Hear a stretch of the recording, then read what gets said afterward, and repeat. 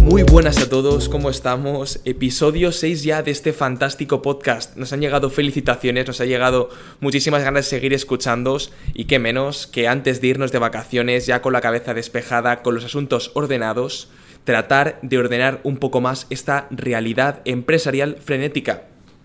Contamos esta vez con Sergio Gordillo una vez más para hablar de crecimiento empresarial. Sergio, muy buenas. Hola Jesús, buenos días y nada, encantado de aquí por segunda vez contigo y una forma de seguir sembrando que esto contribuya a compartir conocimiento. Eso es. Bueno, me ha sorprendido, yo te prometo que cada vez que meto este podcast aprendo algo más. ¿Por qué crecimiento empresarial? ¿Es el momento de hacerlo? Sabemos que llega una inyección de liquidez enorme. Se habla ya de que España va a ser la economía que más va a crecer, estimaciones del Fondo Monetario Internacional del 5,9%.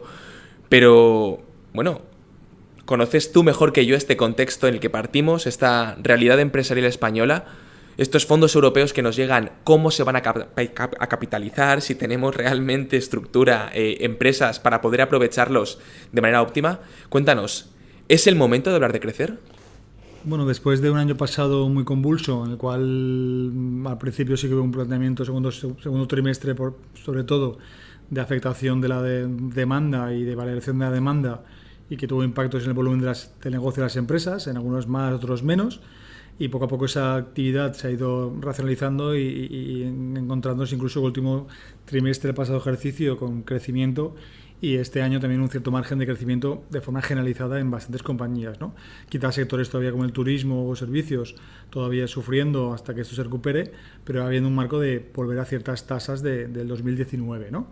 Entonces, bueno, el entorno te va dando ya oportunidades para ir encontrando volúmenes prepandémicos y ahora sí que hay un marco desde el punto de vista de la aceleración que ha supuesto el COVID en tendencias que ya estaban de alguna forma latentes, pero que si cabe se han reforzado y que han generado impactos y cambios en el comportamiento del consumidor que aún no tenemos muy claro cuáles de ellos van a continuar post pandemia y por tanto hay un entorno de cambio convulso que va a generar todavía incertidumbre en el desarrollo empresarial, ¿no? Entonces, crecer siempre es oportunidad para ello, si el mercado lo permite. Ahora la propia inercia de recuperación lo va derivando y se van vislumbrando los fondos europeos que ya van apareciendo seguramente ya para el otoño, que sin duda van a generar una inyección relevante de oportunidades en cuanto a cómo deben transformarse la sociedad europea y española respondiendo a los retos y compromisos que se han ido planteando a nivel medioambiental o a nivel tecnológico y sin duda van a haber oportunidades importantes de crecimiento por delante, sin duda, ¿no? Pues muy bien, pues de esto que nos comentas, a mí me gustaría saber el cómo, ¿no? Esta gran pregunta. Sabemos que hay que crecer, sabemos que llegan oportunidades, pero bueno, necesitamos este expertise, ¿no? Al final, pues pasa lo que ya pasa alguna vez en España, que la avaricia rompe el saco y que tener dinero en mano al final nos lleva a tomar decisiones a la desesperada. ¿Qué drivers, qué direcciones deben tomar las empresas para poder crecer? ¿Cuáles se pueden encontrar? Y lo que a mí me parece, más importante, ¿no? Cómo optimizar el aprovechamiento de estos fondos, cómo no malgastarlos, cómo saber invertirlos en aquello adecuado, en aquello que nos va a hacer crecer de manera óptima y que nos va a preparar para este futuro pues, de crecimiento brillante o todo lo contrario, o abocarnos al fracaso. Bueno, ahí me parece muy interesante de alguna forma entender que hay que crecer, sí, pero, ¿no? Que hay una serie de peros o elementos que hay que tener en cuenta para que no volvamos a tener con lo que fue la primera década del siglo XX, lo que llamaríamos una década perdida, ¿no? En aquel momento España estaba dentro de un boom de crecimiento que casi no éramos conscientes y que muchas compañías crecieron de forma muy relevante, pero que una vez llegó la crisis financiera, pues una parte muy relevante del tejido empresarial se fue por el aire, ¿no? Y en qué medida no tengamos la situación de que esta siguiente década, del 20 al 30, sea una época que pueda haber crecimiento apoyado por muchísimos fondos, pero que no en la década de los 30 nos arrepintamos de no haberla aprovechado para transformar el modelo de país o en qué medida como empresa, aprovechando la coyuntura para ser una mejor compañía, ¿no? Porque al final el crecimiento te permite de alguna forma poder elegir cada vez más con qué clientes quiero estar o no quiero estar. Si no crezco, pues no puedo elegir, así que el crecimiento te da esa capacidad. Además, el crecimiento te reduce las dependencias, de geográficas, de clientes, de cambios en el comportamiento del consumidor. Al final, si estás digamos, diversificado, tiene que cambiar muchas cosas para que te afecte de alguna forma relevante. Además, te permite ese crecimiento, un mayor tamaño empresarial, que es otro de los retos empresariales de las empresas españolas, pero al final somos la mitad de tamaño de las homólogas europeas y por tanto el tamaño tiene una relación directa con la capacidad de invertir, y la capacidad de invertir es lo que te permite de alguna forma esa situación de crear nuevas soluciones, de crear nuevas herramientas, de invertir en nuevos canales y por tanto poder crecer a partir de aquí.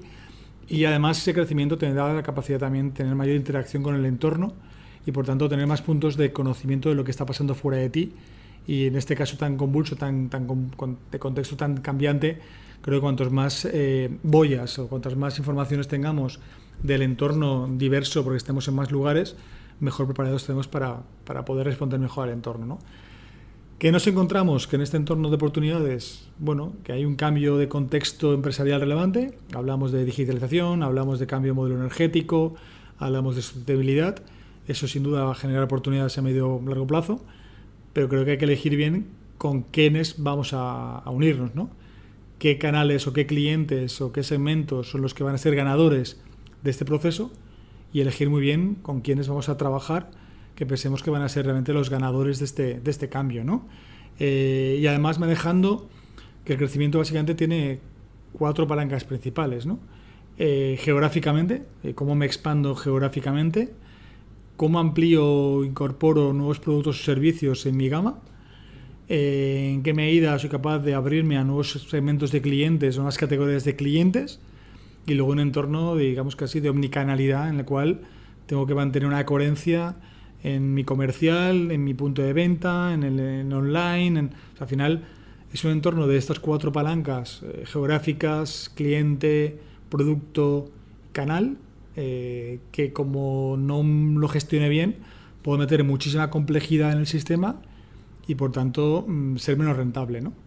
Y eso al final puede entrar en una cierta espiral negativa que derive en menos capacidad para seguir invirtiendo en estas 4 variables y por tanto no crecer sanamente, ¿no? Y por tanto no ser capaces de llegar al largo plazo y quedarme en este camino de transformación del modelo en el corto, ¿no? Entonces esa situación de tantas decisiones que tengo que tomar en tan poco tiempo en estas 4 variables, geográficas, clientes, producto y omnicanalidad, que me puedo equivocar, ¿no? Y por tanto crecer dentro de una ola, pero crecimiento que no sea sano, ¿no? Y por tanto ser peor empresa comparativamente con mi competencia, ¿no? Vamos a tirar del know-how que atesoras, Sergio. Hemos averiguado pues estos drivers de crecimiento, el cómo atender hacia ellos y cómo ver en ellos pues las oportunidades que tenemos que aprovechar, ¿no? Como consultor, como alguien que ha estado trabajando junto a empresas, que ha estado ayudándolas a crecer bien, explícanos, ¿con qué herramientas debería contar una empresa que quiera crecer bien? Bueno, primero con un marco que creo que es importante, lo hemos dicho otras veces, de pensar en el largo y actuar en el corto. Eso supone, de verdad, tener un marco, una visión estratégica de medio y largo plazo, sabiendo que ese medio y largo plazo cada vez son ejes temporales más cortos, no más de 3 años. Ese marco estratégico tiene que estar definido, estructurado, compartido y objetivado. Y luego, desde el punto de vista del corto, pues una eficiencia absoluta en el uso de los recursos, ¿no? Ser eficiente en los recursos, ser exigente con los mismos, buscar la máxima competitividad de cómo hacer las cosas, ¿no? Entonces, esa doble versión de casi hablaríamos de Dr. Jekyll y Mr. Hyde, ¿no? Tengo que estar observando el entorno, monitorizando el entorno en cuanto a esa observación de tendencias que me permitan mantener vivo el plan estratégico y que vaya corrigiendo la hoja de ruta conforme vaya pasando cosas, pero luego ser muy exigente en el corto plazo a través de la máxima eficiencia de mis recursos y buscando la máxima competitividad en todo lo que hago, ¿no? Y también diría una frase que aprendí en la década perdida anterior, es una frase un poco dura, ¿no? Pero aprender a matar a tus hijos. ¿Qué significa esto, no? En un entorno de alta incertidumbre que aparecen muchas oportunidades, es verdad que puedes lanzar nuevas unidades de negocio, nuevas actividades, pero tienes que entender que en alguna de ellas o en bastantes de ellas no va a salir bien, ¿no? Por tanto, no empecinarte con la realidad objetiva, y en este caso creo que es importante también desarrollar una inteligencia de negocio que te permita medir las cosas, la rentabilidad, el desarrollo, la penetración, estar de alguna forma monitorizando el performance de verdad que estás teniendo con esa nueva actividad que lanzas, para aprender a pivotar rápido, ¿no? Aquello de aprende rápido, decide rápido y falla rápido, porque fallar es barato, ¿no? Y en esa situación de haber elegido una opción y aprender a decir, oye, me equivoqué, pero he aprendido con ella, ¿no? Entonces, eso un poco serían las tres grandes cosas, ¿no? Marco estratégico, eficiencia en los recursos a través de la máxima competitividad, monitorizar el entorno para poder adelantarte y actualizar el plan estratégico permanentemente, y tener una inteligencia de negocio que permita medir bien los desarrollos que estás haciendo, ¿no? Y ya como último punto, yo te diría que en este momento, que es una guerra absoluta de materia prima, con oscilaciones de precios, con dificultad de aprovisionarnos, yo diría que la materia prima más escasa de verdad es el talento, ¿no? Por tanto, al final está habiendo otra vez una guerra por el talento para poder abordar todos estos cambios de modelo que están produciéndose, y creo que es necesario también desarrollar un marco de desarrollo del talento más concreto, ¿no? En cuanto a esa propuesta de valor del talento, que el crecimiento en sí mismo es una oportunidad para el talento para que crezca, y en plan de desarrollo del mismo, plan de captación, plan de retención, plan de desarrollo, que permita de alguna forma tener a los mejores en tu equipo, ¿no? Y pues serían los principales puntos, digamos, que creo que tienen que estar, ¿no? Muy bien, Sergio. Hemos hablado de cómo crecer bien, algo esencial. Nos hemos encontrado también con este pequeño obstáculo, esta situación que a largo plazo y bien trabajado y bien escogido, el talento es una parte fundamental. Pero quiero hablar de los riesgos también. ¿Cómo lidiamos con esta complejidad, con estos riesgos que nos envuelven, ¿no?, a la hora de crecer? Especialmente, pues, esta doble variable que creo que ya hemos comentado alguna vez en algún episodio anterior, de, pues eso, lidiar con la complejidad pero sin perder rentabilidad, ¿no? ¿Cómo casamos con estos riesgos, especialmente con esta contraposición, esta tira y afloja entre la complejidad y la rentabilidad? Cuéntanos. Bueno, por incidir en lo que te he comentado, ¿eh? Al final, este marco de tener claro qué quieres ser como empresa, cuál es tu ambición, con qué clientes de verdad entiendes que quieres trabajar, y por tanto cómo ser para ser útil, cómo ser para servir, y romper el paradigma de cuánto tengo que vender para pagar lo que soy, ¿no? Si cabe esta trampa anteriormente en un entorno de cambio más lento, tardamos más en darnos cuenta. Creo que en este caso sí que hay un entorno tan cambiante que está haciendo que las compañías están dándose cuenta de cómo deben cambiar para ser útiles, ¿no? Entonces, dentro de este marco, como no puedes cambiarlo todo y tienes que tomar decisiones de inversión, incido en pensar en el largo para qué existe como empresa, cuál es tu propósito empresarial, cuál es tu razón de ser, cuáles son esos objetivos estratégicos a medio y largo plazo que quieres alcanzar, y luego en el cómo seguramente tienes que pivotar mucho más, ¿no? Y en ese cómo es como de alguna forma vas planteándote cómo transformar tu modelo de negocio para llegar a convertirte en lo que conceptualmente entiendes que tu mercado objetivo espera de ti, ¿no?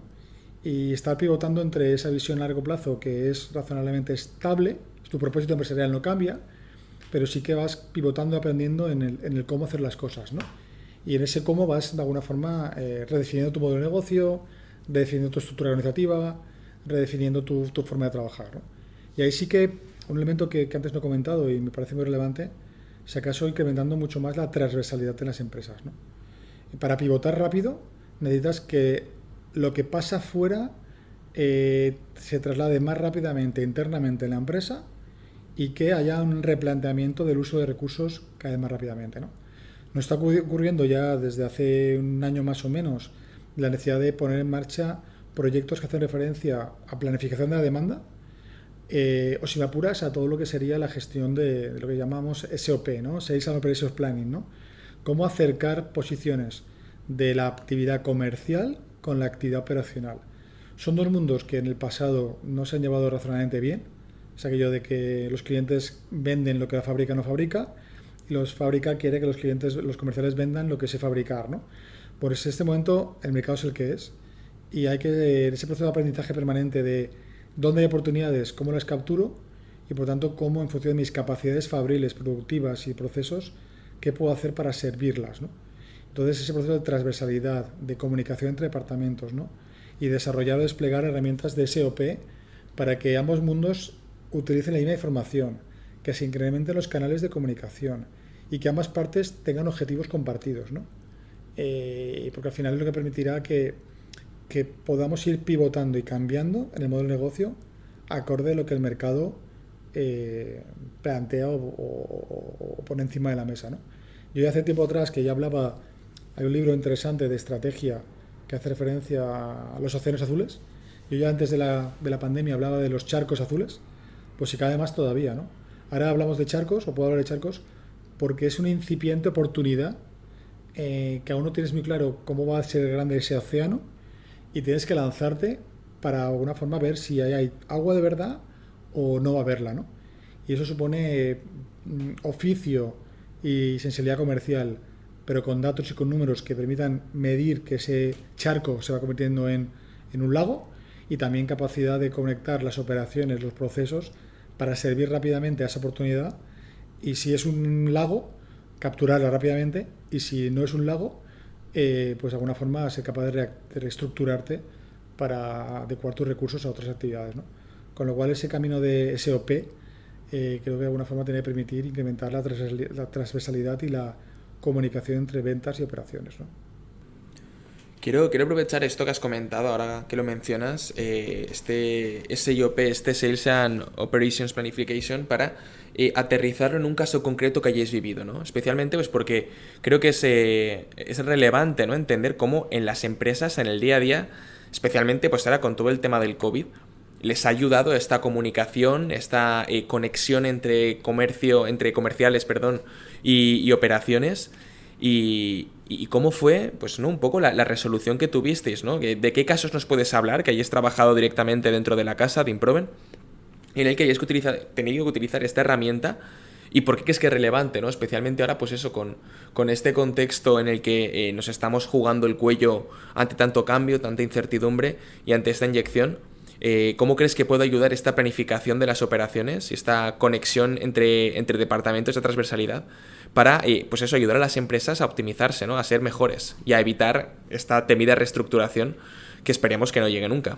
Bueno, esta misma mañana estaba haciendo un seguimiento de un proyecto en el cual detectamos hace unos meses en cuanto a diagnóstico que prácticamente estábamos utilizando el cuello de botella prácticamente un tercio del tiempo disponible, ¿no?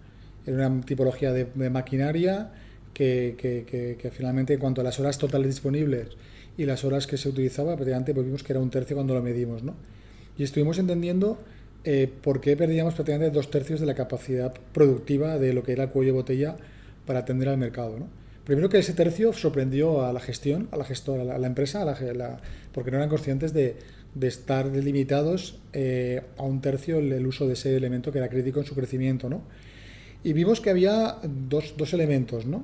Uno que hacía referencia a cómo la propia área de planificación estaba planificando, en cuanto a cómo estaba gestionando los stocks, cómo estaba gestionando los puntos de pedido, cómo estaba de alguna forma aprovisionándose, cómo estaba de alguna forma respondiendo al tamaño de pedido o no, a la secuenciación de la planificación, al dimensionamiento, un tema mucho más interno.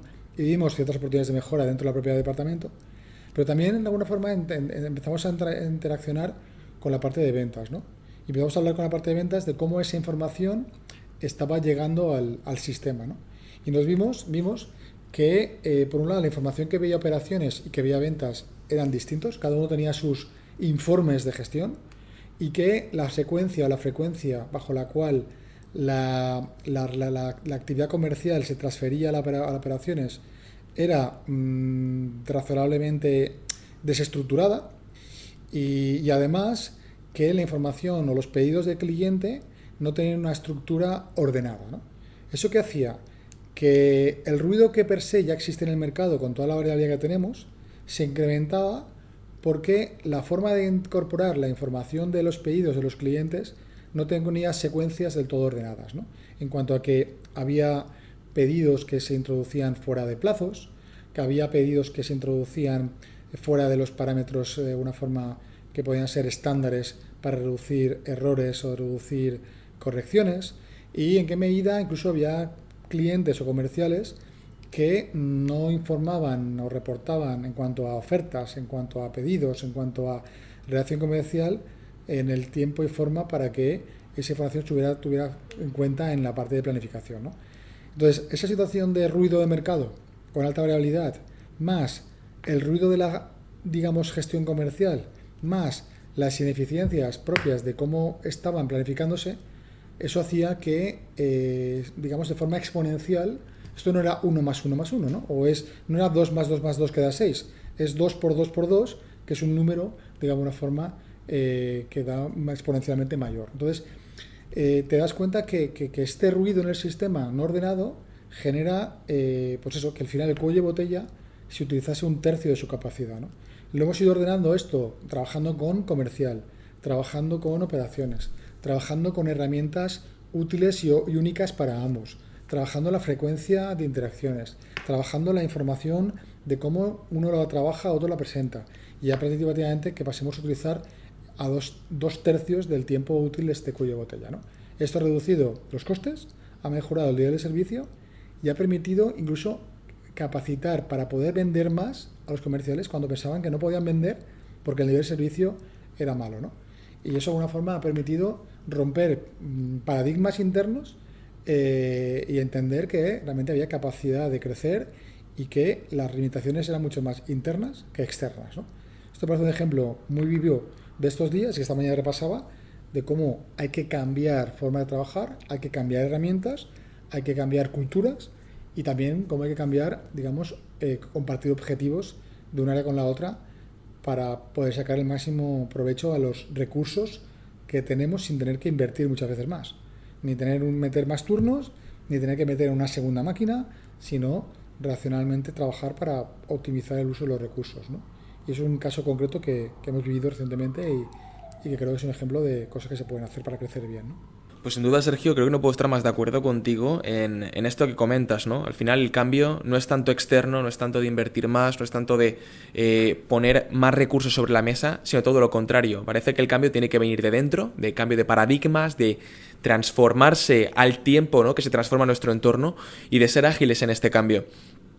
Nada, para terminar quiero sacarte, si es posible, porque hemos recibido muchísima información, hemos cogido muchísimas ideas, intentar resumirlo, ¿no?, en cómo evitar esta temida década perdida, de la que muchos hablaban, ¿no? Me parecía que estos nuevos años 20 iban a ser como los años 30 del siglo pasado, de crack absoluto, global, de pérdida de posibilidades, de oportunidades, de quiebra generalizada de empresas. ¿Cómo podemos prepararnos para evitar esta década perdida con estos drivers de crecimiento, pero sobre todo teniendo en cuenta tanto las ventajas de crecer como las oportunidades que se presentan con estos nuevos fondos europeos, ¿no? Explícanos, danos un poco de contexto en todo esto para ordenar la información y despedimos este fantástico podcast, este episodio que ha sido, una maravilla. Cuéntanos. Bueno, pues como resumen, incidiría estar muy atento al mercado, estar muy atento a los clientes, observarles, comprenderles y a partir de aquí reflexionar permanentemente cómo ser para serles útiles. En este marco, tener muy claro el propósito empresarial y por tanto esa visión empresarial, este marco estratégico, que estando observando el entorno permanentemente para ir ajustando la hoja de ruta conforme el entorno va cambiando, siendo muy exigente con el uso de recursos, monitorizando permanentemente la rentabilidad de los mismos para, como decía antes, aprender a parar aquello que no tenga sentido de forma rápida, con lo cual estructurar bien la información interna y externa, monitorizándola en tiempo real para que de forma objetiva permite tomar decisiones y desarrollar una propuesta de valor al mercado que atraiga no solo al cliente sino al talento para que podamos darle oportunidades de estar en un entorno dinámico, flexible, ágil, con oportunidades porque la empresa crezca y porque tengan un lugar que puedan de alguna forma desarrollarse en todas sus competencias y capacidades, ¿no? Y ya como último colofón diría que muchas veces, más allá de los limitantes que pueda haber o no en cuanto al crecimiento, creo que el principal limitante es nuestra capacidad de gobierno, nuestra capacidad de gestionar, ¿no?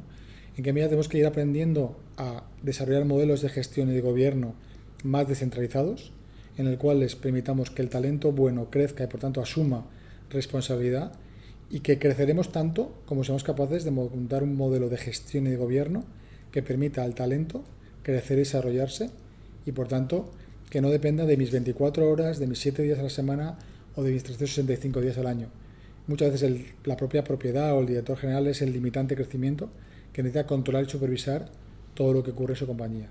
Así que Creo que este marco de crecimiento tiene que ir respaldado por un cambio de modelo de gestión más delegado, con información y con datos que permita monitorizar en tiempo real para tomar decisiones, pero que está mucho más en nuestra limitación mental, ¿no?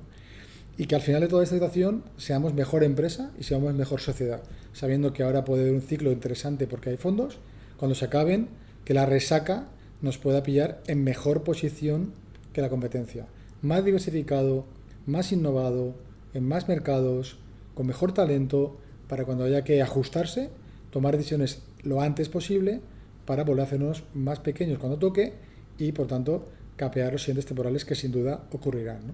Y pues sería mi marco para que no tengamos una segunda década perdida del siglo XXI y que, como empresa y como sociedad, aprovechamos la coyuntura para que en la década de los 30 estemos como empresa, como mercado, mejor posicionados, ¿no? Pues muy bien, Sergio. Creo que nos ha quedado a todos bastante claro cuáles son los objetivos y las prioridades. Y no puedo dejar de acordarme, para cerrar este episodio de una manera casi poética, pero que nos viene como anillo al dedo, es este propósito de Improven, su razón de ser, que es elevar la competitividad de la empresa española construyendo organizaciones excelentes. Que es precisamente pues esto, ¿no? Un poco la razón de ser también de este podcast, ayudaros a ser organizaciones excelentes y a elevar vuestra competitividad y a ser, pues eso, mejor sociedad y sobre todo mejor empresa. Muchísimas gracias, Sergio, por haber compartido contigo otra vez estos 25 minutos, casi 30 minutos de podcast, una maravilla, y haber podido, pues eso, ¿no? Compartir también con nuestros oyentes, con nuestra audiencia tan comprometida, este tiempo para poder aprender a crecer, pero crecer bien. Muchas gracias.